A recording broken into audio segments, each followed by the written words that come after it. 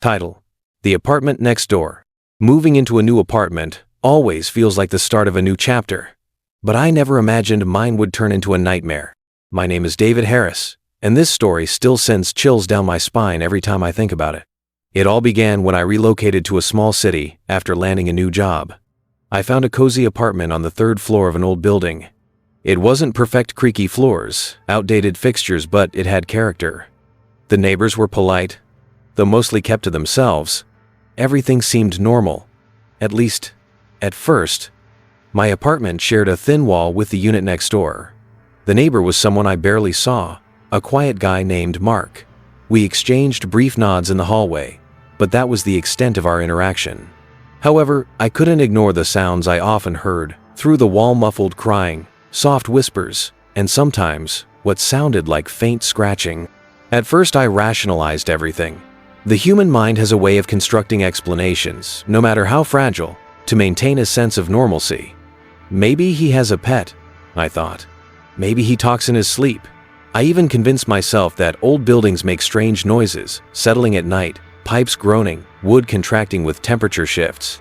Whenever the whispers grew louder, I blamed the wind slipping through unseen cracks. When shadows shifted strangely, I dismissed them as tricks of the dim hallway lights. But deep down, unease settled like a stone in my stomach, growing heavier with each passing day. The logical part of my brain fought with the creeping fear growing in the shadowy corners of my mind. But it became harder to ignore the feeling that something unseen was observing me, just beyond the veil of my rational explanations. Maybe he has a pet, I thought. Maybe he talks in his sleep.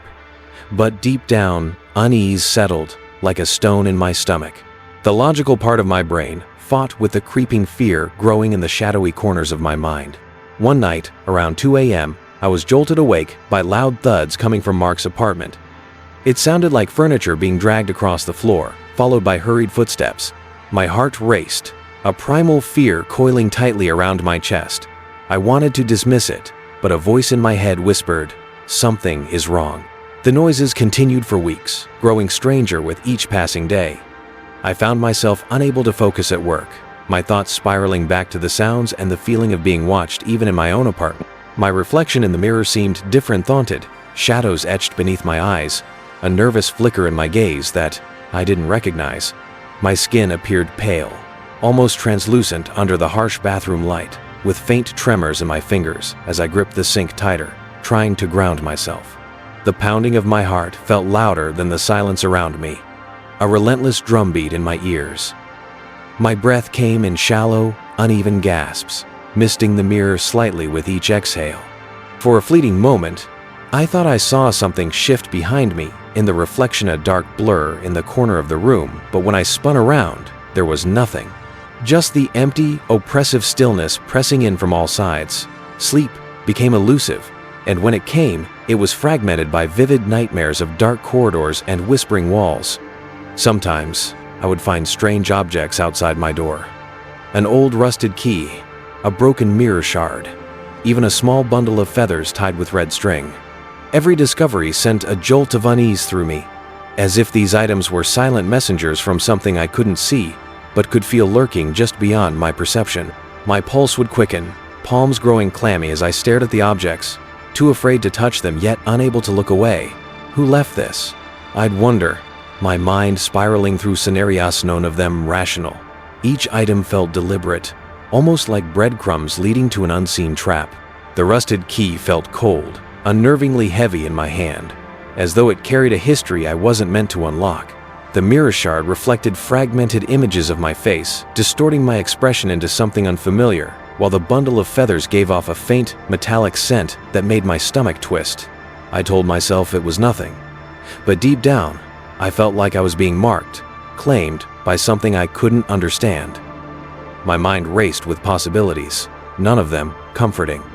I told myself it was nothing, but the dread gnawed at me, eroding the barrier between rational thought and growing paranoia. One evening, curiosity got the better of me.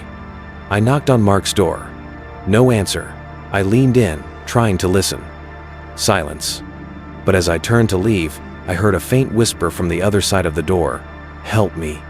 Chills ran down my spine. My hands trembled as I knocked again, harder this time, calling out, "Mark, are you okay?" Still no response. My heart pounded, not just from fear, but from the horrifying realization that something beyond my understanding was unfolding just inches away from where I slept every night. The next day, I saw the building manager and mentioned the noises. He frowned, confused. "That apartment's been vacant for months," he said. "No one's lived there since the last tenant moved out after some incident." I felt a cold shiver crawl up my neck. "But I've seen him. I hear him every night." The manager gave me a wary look, but agreed to check the apartment with me.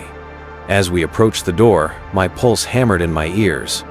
The key turned with an unsettling click, and the door creaked open, revealing a dark, dusty space.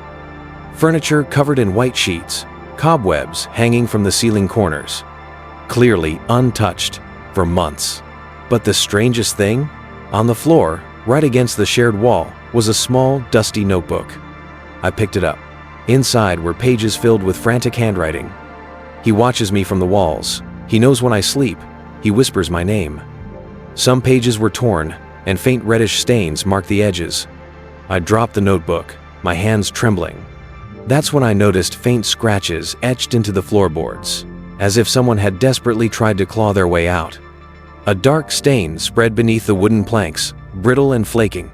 That night, the noises grew louder. I heard footsteps pacing in the empty apartment, knocking on the shared wall, and worst of all, that same whisper, "Help me." But this time, there was more. A shadow moved across my ceiling, though no lights were on. My bathroom mirror fogged up, and when I wiped it clean, there was a message written in the condensation. "I'm still here." I felt like I was losing my grip on reality. My mind spiraled with thoughts I couldn't control, blurring the line between what was real and what was imagined. Shadows seemed to move in the corners of my vision, vanishing the moment I turned my head. I started hearing faint whispers, even when I wasn't near the apartment. Words I couldn't make out, but somehow I knew they were calling my name. The walls seemed to breathe, expanding and contracting subtly, as if the building itself was alive, watching me. Sometimes, I'd wake up convinced someone was standing at the foot of my bed, only to find nothing but the lingering impression of eyes on me. My reflection in mirrors felt delayed, as if it took a fraction of a second longer to mimic my movements. I couldn't shake the feeling that whatever was haunting that apartment had followed me, embedding itself in the cracks of my sanity. Paranoia seeped into every corner of my life. The fear became a constant companion, wrapping itself around me like a cold, suffocating blanket. I moved out the next morning, but sometimes, late at night, in the silence of my new place, I still hear faint knocking. And once, just once, I found that same old rusted key sitting outside my door. It was positioned perfectly in the center of the doormat, as if someone had carefully placed it there. I stared at it for what felt like hours, my mind racing with denial and dread. But what truly unsettled me wasn't the key itself, it was the faint imprint of a dusty footprint beside it. A footprint that didn't match my own. And when I picked up the key, I noticed something even worse. The faint scent of mildew and decay clinging to it, and a single word scratched into the metal, "Return."